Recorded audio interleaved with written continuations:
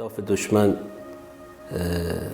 اماکن مسکونی بود. باعث شهادت تعدادی از همشهریان عزیزمان بود، زن، کودک و بچه و خردسال و میانسالانی که در این اماکن حضور داشتن. اماکن مسکونی در محله چغاگلان، در محله پل چوبی، در محله بنت الهدی و همچنین گذرنامه که اینا اصلی ترین نقاطی بود که اماکن مسکونی مورد اصابت قرار گرفت. همچنین در محله تعاون و رودکی هم بخش عظیمی از مردم اونجا آسیب دیدن، اماکن مسکونی حضور داشتن و موجب خسران مردم شد.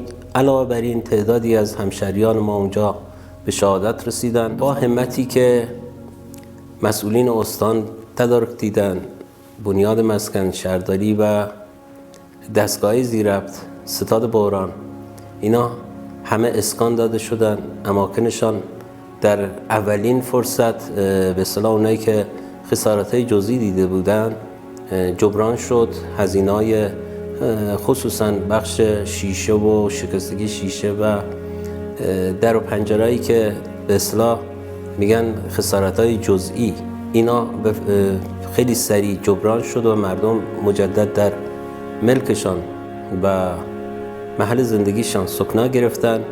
بخشی هم که قابل تعمیرات نبود و اساساً نیاز به تعمیر اساسی داشت، اینا هزینه‌های اجاره مسکن، ودیعه مسکن توسط بنیاد مسکن تهیه شد و در اختیارشان قرار گرفت و اونجا سکنا داده شدند.